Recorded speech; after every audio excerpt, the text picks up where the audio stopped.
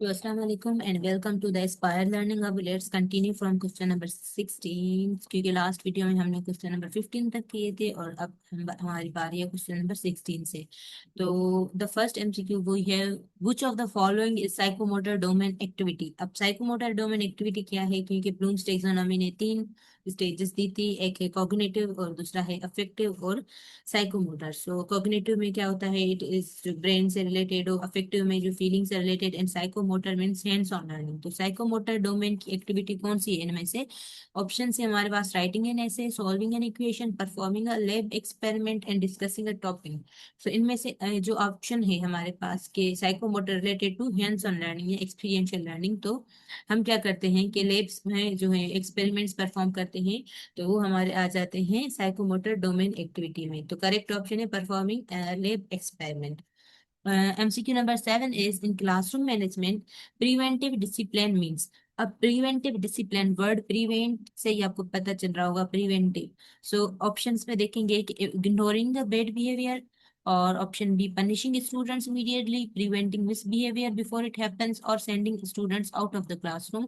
सो इसमें जो preventive discipline होगा वो है preventing misbehaviour before it happens. तो करेक्ट ऑप्शन हमारे पास यही होगा, ऑप्शन सी।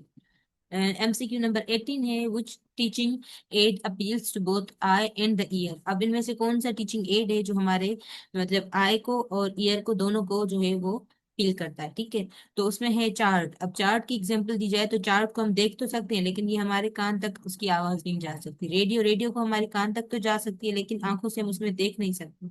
टेलीविजन से हम दोनों कर सकते हैं, देख भी सकते हैं और सुन भी सकते हैं। और ऑप्शन डी है फ्लैश कार्ड। फ्लैश कार्ड को हम देख ही सकते हैं, सुन नहीं सकते। तो हमारे पास करेक्ट ऑप्शन होगा television. This is the very basic MCQ है।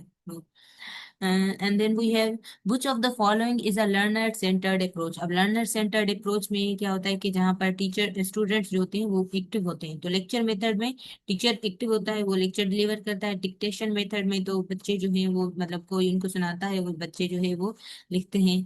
बाकी जो डिस्कशन मेथड वो जो है वो लर्नर सेंटर्ड मेथड है या स्टूडेंट सेंटर्ड मेथड, उसमें जो है स्टूडेंट्स का रोल होता है, वो एक्टिवली पार्टिसिपेट करते हैं। So the option will be discussion method, okay. And another MCQ here, a good teacher should be primarily concerned with। so एक अच्छा जो टीचर है वो उसमें मतलब क्या क्या एबिलिटीज होनी चाहिए। तो ऑप्शन से कंप्लीटिंग द सिलेबस, ये तो है लेकिन कभी कभार नहीं भी हो पाता, लेकिन प्रो बट ऑप्शन बी है promoting student learning, maintaining authority और preparing notes. So the best option is promoting student learning. तो बेस्ट टीचर वो है जिसका फोकस होता है कि स्टूडेंट्स की लर्निंग को प्रमोट किया जाए, ठीक है। उसके बाद वी है, which type of motivation comes from with in the learner. Learner के अंदर से जो मोटिवेशन निकले वो कौन सी है? अब हमारे पास मोटिवेशन के दो किस्म होते हैं, एक होता है इंट्रिंसिक और होता है एक्सट्रिंसिक। इंट्रिंसिक वो होती है मोटिवेशन जो इंसान को खुद से अंदर से मतलब मोटिवेट करे कि मुझे ये चीज करनी है, मुझे आगे बढ़ना है, मुझे ये चीज अर्न करनी है, ठीक है। उसके बाद एक्सट्रिंसिक मोटिवेशन जो कि हमें दूसरों के कहने पर जो है हम काम करते हैं, या दूसरे जब हमें कहते हैं, या कोई अवार्ड के बेसिस पर intrinsic motivation is the one that comes from within. Motivation that comes from within वो है intrinsic motivation. Option B will be the correct option, okay. Then we have MCQ number 22, which method is based to teach moral values। अब कौन सा method है? अक्सर हम बच्चों को बचपन से लेकर बड़े होकर होने तक स्टोरी सुनाते हैं, क्योंकि स्टोरीज में कुछ मोरल होता है। तो without looking at other options, I think not only I think but yes, story telling is the best option to teach moral values, okay.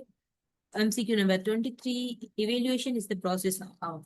तो हम इवेल्युएट करते हैं, ये जो है जिसे हमने कहा था कि मतलब असेसमेंट के टाइप्स पढ़े थे कि एक फॉर्मेटिव एक समेटिव। तो समेटिव में हम इवेल्युएट करते हैं कुछ चीजों को जो एट द एंड ऑफ होती है। तो इवेल्युएशन में क्या होता है कि ये मेजर करता है लर्निंग आउटकम्स को, yes this is the correct option. Predicts future performance, yes ये this is the option. And improves teaching and learning.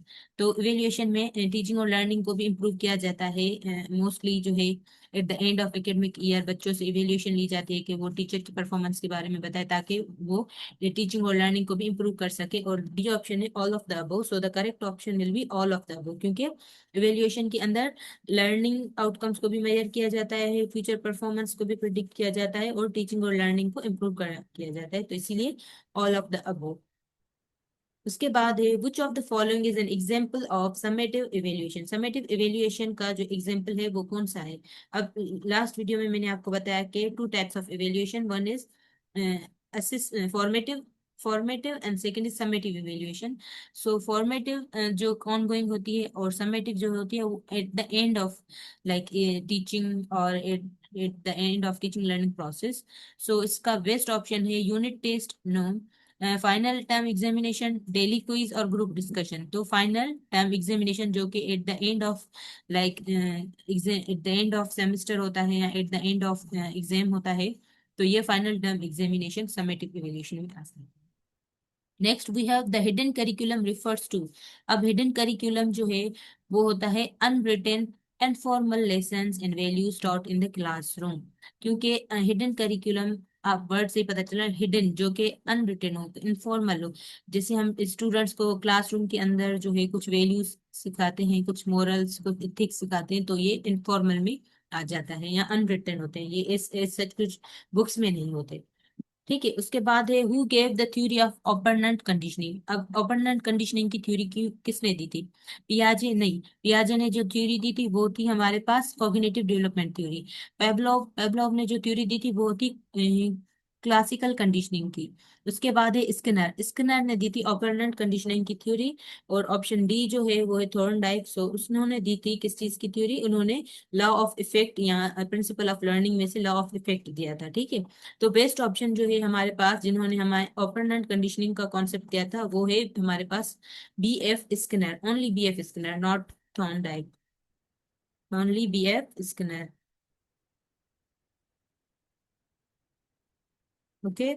And then we have which of the following is a democratic style of teaching. अब democratic style कौन सा होता है। अगर definition को देखा जाए कि what is democratic style of teaching, so it is a like it is an approach, और इट इज अ प्रोसेस, और it is a collaborative or participatory process where leader, or we can say a teacher, includes the team members, here team members may be students, in decision making process by seeking their input and their feedback। तो अगर democratic style of teaching देखें, तो एक teacher जो है वो students को मतलब अथॉरिटी देती है कि वो पार्टिसिपेट करे, वो जो है वो अपने व्यूज जो है वो शेयर करें। तो हमारे पास डेमोक्रेटिक स्टाइल ऑफ टीचिंग जो है वो है participative. Okay. Next we have which skill is most important for effective teaching. अब एक इफेक्टिव टीचिंग के लिए कौन सा इफेक्ट हमारे पास स्किल होना जरूरी है। Speaking continuously, classroom control, communication and interaction, और पनिशमेंट। तो हमारे पास बेस्ट ऑप्शन है कम्युनिकेशन एंड इंटरेक्शन। अगर एक टीचर की जो है स्टूडेंट्स के साथ अच्छी मतलब कम्युनिकेशन और इंटरेक्शन होगी, तो एक क्लासरूम में इफेक्टिव टीचिंग हो सकेगी। ठीक है। और उसके बाद है the process of adjusting teaching to meet the needs of individual learner is called age. अब यहाँ पे क्या होता है कि स्टूडेंट्स जो है, हर स्टूडेंट जो होता है वो डिफरेंट होता है, यानी कि उनकी लर्निंग नीड्स डिफरेंट होती हैं। कुछ जो है मतलब थ्रू लिसनिंग कुछ सीखते हैं, कुछ जो है वो बाय व्यूइंग देखने से, डेमोन्स्ट्रेशन मेथड से सीखते हैं। लेकिन डिफरेंट स्टूडेंट्स की नीड्स को जो है मतलब एडजस्ट करते हुए एक प्रोसेस है, वो है डिफरेंशिएशन। सो डिफरेंशिएशन एक ऐसा प्रोसेस है जिसमें क्या होता है कि process of adjusting teaching to meet the needs of individual learners की नीड्स को देखा जाता है। उसके बाद लास्ट एमसीक्यू है हमारे पास, a reflective teacher is the one who only follows the text book, thinks about and improves their teaching practices. So हमारे पास ऑप्शन बी जो है, रिफ्लेक्ट करते हैं हम, क्योंकि हम जो है उस चीज के बारे में सोचते हैं, कोई भी चीज हम करते हैं तो उसको अगर रिफ्लेक्ट किया जाए, तो एक रिफ्लेक्टिव टीचर भी वो होता है जो थिंक करे और अपनी टीचिंग पर उस पे जो है फोकस करे, और उसको जो है रिफ्लेक्ट करके अपनी टीचिंग और लर्निंग को इम्प्रूव करवाए करे। तो रिफ्लेक्टिव टीचर की ये बेस्ट क्वालिटी है कि वो thinks about and improve their teaching. So this was all about today. Inshallah, we will meet in another video. For today, thank you so much and Allah Hafiz.